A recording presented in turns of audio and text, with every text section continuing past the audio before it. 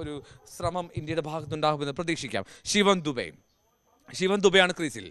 ശിവൻ ദുബെ, ഫഹീം അഷ്റഫിന്റെ പന്ത് വളരെ ഭംഗിയായി ലോഫ്റ്റ് ചെയ്ത് ബൗണ്ടറി നേടുകയാണ്. ഒരിക്കൽ കൂടി ബൗണ്ടറി. ശിവൻ ദുബെ 29 റൺസിലേക്ക് ശിവൻ ദുബെ എത്തി. ഇന്ത്യയുടെ വിജയലക്ഷ്യം അങ്ങനെ കുറയുകയാണ്. വിജയലക്ഷ്യം കുറഞ്ഞു വരുന്നു. ഇനി കേവലം 10 റൺസ്. ഇന്ത്യക്ക് 8 പന്തിൽ 10 റൺസ് മാത്രം മതി ജയിക്കാൻ. ഉറപ്പായും ഇന്ത്യ മുൻ സീറ്റിലേക്ക് ഈ മത്സരത്തിൽ എത്തി. അത് 2 കൂട്ടുകെട്ടുകളാണ് ശ്രദ്ധേയമായത്. 2 കൂട്ടുകെട്ടുകൾ. ഒന്ന്, സഞ്ജു വി സാംസണും തിലക് വർമ്മയും ചേർന്ന 4ാം വിക്കറ്റ് കൂട്ടുകെട്ട്. ഇപ്പോൾ 5ാം വിക്കറ്റിൽ ശിവൻ ദുബെയും തിലക് വർമ്മയും ചേർന്നുള്ള കൂട്ടുകെട്ട്. ഈ 2 കൂട്ടുകെട്ടുകളാണ് മത്സരത്തിൽ ഇന്ത്യയെ മുന്നിലേക്ക് എത്തിച്ചതെന്ന് നിസ്സംശയം പറയാം. അങ്ങനെ ഇന്ത്യൻ ആരാധകർ ഏറെക്കുറെ ഇപ്പോൾ ആഘോഷം തുടങ്ങിക്കഴിഞ്ഞു. ഇന്ത്യ വിജയം ഉറപ്പിച്ചിട്ടില്ലെങ്കിൽ പോലും ഇന്ത്യയിൽ ഇന്ത്യൻ ആരാധകർ അവിടെ ആഘോഷ നൃത്തം ചവിട്ടി തുടങ്ങിയിട്ടുണ്ട്. ഏഷ്യ കപ്പ് ഫൈനലിൽ ഏഷ്യ കപ്പ് ഫൈനലിൽ പോരാട്ടം അവസാനിപ്പിക്കുന്നില്ല എങ്കിൽ പോലും ഒരു ഇഞ്ചോടിഞ്ച് പോരാട്ടത്തിലേക്ക് എത്തുകയാണ്. 7 പന്തുകൾ 10 റൺസ് ഇന്ത്യക്ക് ജയിക്കാൻ. ഇന്ത്യൻ ആരാധകർക്ക് ഉറച്ച പ്രതീക്ഷയുണ്ട് ഈ മത്സരം ജയിക്കാൻ കഴിയുമെന്നുള്ളത്. കാരണം ഇന്ത്യയുടെ വളരെ കൃത്യമായിട്ടുള്ള വിശ്വസ്തരായിട്ടുള്ള ബാറ്റർമാരാണ് ആ ക്രീസിലുള്ളത്. ആ വിശ്വസ്തരായിട്ടുള്ള ബാറ്റർമാർ ക്രീസിലുള്ളതുകൊണ്ട് തന്നെ ഇന്ത്യക്ക് ഇതത്ര വലിയ വിജയലക്ഷ്യമായി കരുതേണ്ടതില്ല എന്ന് തന്നെ നമുക്ക് മനസ്സിലാക്കാം. ഏഷ്യ കപ്പിൽ ഫൈനലിൽ പാകിസ്ഥാൻ ഫൈനലിൽ ഇന്ത്യ ജയത്തിലേക്ക് എത്തും എന്ന് കരുതാം. ഏഷ്യ കപ്പ് കിരീടം ഇന്ത്യ സ്വന്തമാക്കുമോ? ഏഷ്യ കപ്പിൽ ഇന്ത്യ വീണ്ടും അടയാളം രേഖപ്പെടുത്തുമോ? ഏഷ്യ കപ്പിൽ ഇന്ത്യ ചാമ്പ്യന്മാരാകുമോ? ശിവൻ ദുബെ, തിലക് വർമ്മ, സിക്സർ. ഇല്ല, തൊട്ട് മുമ്പ് ബൗണ്ടറിക്ക് തൊട്ട് മുമ്പ് അവിടെ പുറത്താകുന്നു. ശിവൻ ദുബെയുടെ വിക്കറ്റ് ഇന്ത്യക്ക് നഷ്ടമായി.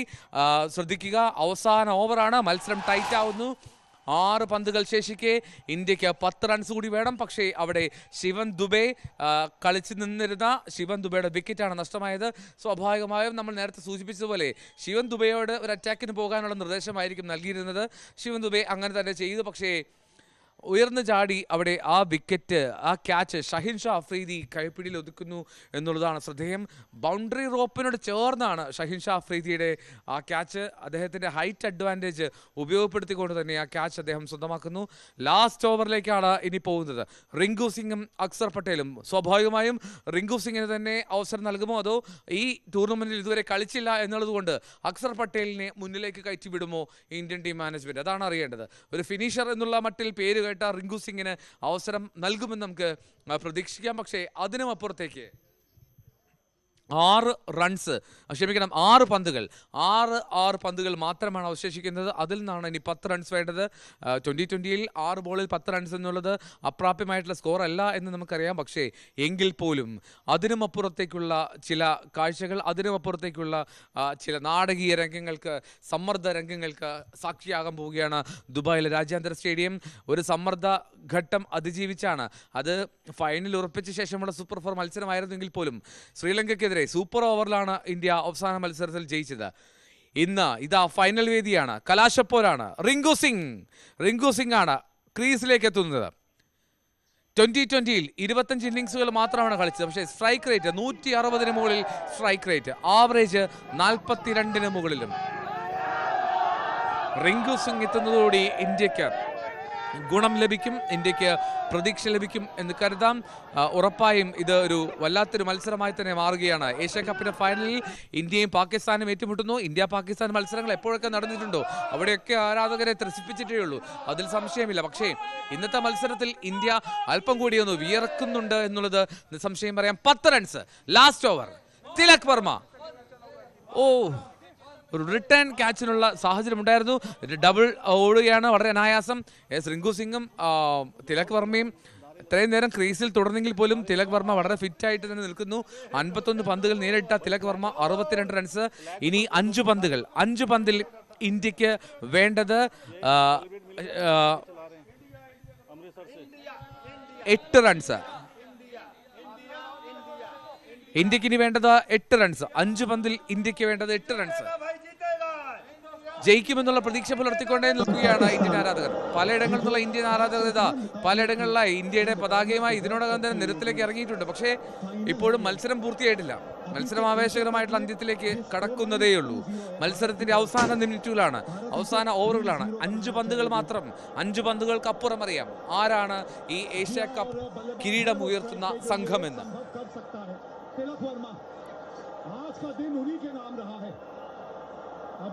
സൂപ്പർ സിക്സർ, പടുകൂറ്റൻ സിക്സർ തിലക് വർമ്മയുടെ ഭാഗത്ത് നിന്ന്. ഗംഭീര സിക്സർ. ഇനി വേണ്ടത് 2 റൺസ് ആണ്. 4 പന്തിൽ 2 റൺസ് മാത്രം മതി ഇന്ത്യക്ക് ഈ ഏഷ്യ കപ്പ് കിരീടം ഉയർത്താൻ. ഇന്ത്യൻ ആരാധകർ ആവേശം കൊള്ളാതിരിക്കുന്നത് എങ്ങനെ ഇവർ ആവേശം കൊള്ളാതിരിക്കും? കാരണം ഇന്ത്യ ഇതാ കിരീടത്തിന്റെ തൊട്ടരികിലെത്തിയിരിക്കുന്നു. കൈയൊന്ന് എത്തിപ്പിടിച്ചാൽ ഇന്ത്യക്ക് കിരീടത്തിൽ തൊടാൻ കഴിയും. അമ്മാതിരിയുള്ള പ്രകടനം തിലക് വർമ്മ എന്നുള്ള ബാറ്റർക്ക് ഒരു ഗംഭീര സല്യൂട്ട് നൽകേണ്ടി വരും ഇന്ന് രാജ്യത്തെ ക്രിക്കറ്റ് പ്രേമികൾ. അത്രമാത്രം ഒറ്റയ്ക്ക് നിന്ന് തിലക് വർമ്മയുടെ ഒരു ബാറ്റിംഗ് പ്രകടനം. ഗൗതം ഗംഭീർ എന്ന വളരെ എക്സ്പീരിയൻസ്ഡ് ആയിട്ടുള്ള ഇന്ത്യൻ പ്ലെയർ, ഇപ്പോൾ ഇന്ത്യയുടെ പരിശീലകൻ, എത്രമാത്രം സ്ട്രെസ്സോട് കൂടിയാണ്, സമ്മർദ്ദത്തിലാണ് മത്സരം കണ്ടിരുന്നതെന്ന് അദ്ദേഹത്തിന്റെ പല ചേഷ്ടകൾ കാണുമ്പോൾ വ്യക്തമാകുന്നു. ആ സിക്സർ വായിച്ചപ്പോൾ അദ്ദേഹത്തിന്റെ മുഖത്ത് നിന്ന് ഉരുത്തിരിഞ്ഞൊരു ആശ്വാസമുണ്ടല്ലോ, ആ ആശ്വാസത്തിൽ നിന്ന് വ്യക്തമാണ് എന്തൊക്കെയാണ് ആ ഡ്രസ്സിംഗ് റൂമിൽ നടക്കുന്ന ചിന്തകളെന്ന്. ഹാരിസ് റാവ് ഇന്ത്യക്കെതിരെ 6-0 എന്ന ആംഗ്യം കാട്ടിയ, ഇന്ത്യൻ ജെറ്റുകൾ താഴെയിട്ടു എന്ന അവകാശം ഉന്നയിച്ച ഹാരിസ് റാവുവിന്റെ പന്തിനെ ഒരു ജെറ്റ് കണക്കെ പുറത്തേക്ക് വായിക്കുകയായിരുന്നു അവിടെ തിലക് വർമ്മ. റിങ്കു സിംഗ് എത്തുകയാണ് സ്ട്രൈക്കിലേക്ക്. 1 റൺ മാത്രം ഇന്ത്യക്ക് ജയിക്കാൻ. സ്കോർസ് ആ ലെവൽ. ഏഷ്യ കപ്പ് കിരീടത്തിലേക്ക് ഇന്ത്യക്ക് ഇനി ഉള്ള ദൂരം 1 റണ്ണാണ്. ആ 1 റൺ നേടാനുള്ള ദൗത്യം അത് റിങ്കു സിംഗിനായിരിക്കും എന്നുള്ളതാണ് ശ്രദ്ധേയം. റിങ്കു സിംഗ് ഏഷ്യ കപ്പിൽ ഇതുവരെ ഒരു മത്സരത്തിൽ പോലും കളിക്കാത്ത റിങ്കു സിംഗ് ആദ്യമായി ഫൈനലിൽ ഒരു ഭാഗ്യതാരമായി എത്തുന്നു. ഫൈനലിൽ സ്വന്തം ടീമിന്റെ വിജയ റൺ കുറിക്കാൻ കഴിയുമോ ഈ പന്തിൽ റിങ്കു സിംഗിന്? ഇല്ല, റിങ്കു സിംഗിന്റെ വിക്കറ്റാണ് പോകുന്നതെങ്കിൽ അക്സർ പട്ടേൽ വരും പിന്നാലെ. എന്താണെങ്കിലും അക്സർ പട്ടേൽ എന്നൊരു എസ്റ്റാബ്ലിഷ്ഡ് ബാറ്റർ ഉണ്ട് എന്നുള്ളതാണ് ശ്രദ്ധേയം, ആശ്വാസകരമായിട്ടുള്ള കാര്യം. റിങ്കു സിംഗ് വാവ്, വളരെ ഭംഗിയായി തന്നെ കൃത്യമായിട്ട് ഷോട്ട് ഉതിർത്ത് ബൗണ്ടറി വായിച്ച ഏഷ്യ കപ്പ് കിരീടം ഇന്ത്യ ഉയർത്തുകയാണ്. ഏഷ്യ കപ്പിൽ ഇന്ത്യ ജേതാക്കളാവുന്നു. ഏഷ്യൻ കിരീടം ഏഷ്യയിൽ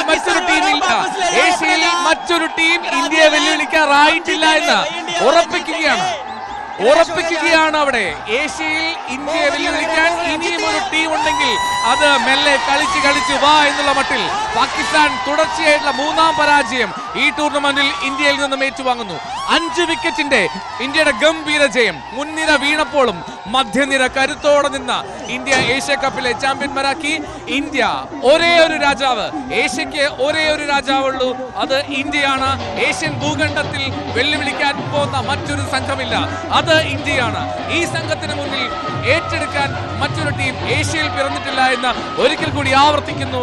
ഈ സംഘം അത് മുൻനിരയിലെ പ്രധാനികൾ വീണാലും, ശുഭമാൻ ഗില്ലോ, സൂര്യകുമാർ യാദവോ, അഭിഷേക് ശർമ്മയെ പുറത്തായാലും പോരാടാൻ ഇങ്ങ് വാലറ്റം വരെ കരുത്തുള്ളവരുണ്ടെന്ന് ഒരിക്കൽ കൂടി ലോക ക്രിക്കറ്റ് മുന്നിൽ വിളിച്ചു പറഞ്ഞ് ഏഷ്യയിലെ രാജാക്കന്മാരായി ഇന്ത്യ. ഏഷ്യ കപ്പിൽ ടീം ഇന്ത്യ അജയ്യരായി ടീം ഇന്ത്യയുടെ മുന്നേറ്റം എന്നുള്ളതാണ് പ്രധാനം. പാകിസ്ഥാൻ അമ്പെ പരാജയപ്പെട്ടു, പൂർണ്ണമായും പാകിസ്ഥാൻ പരാജയപ്പെട്ടു. അവിടെ ദുബായിലെ ആകാശത്ത് വർണ്ണവിസ്മയം തീർക്കുന്നു ഇന്ത്യയുടെ ഈ വിജയം. ഇന്ത്യൻ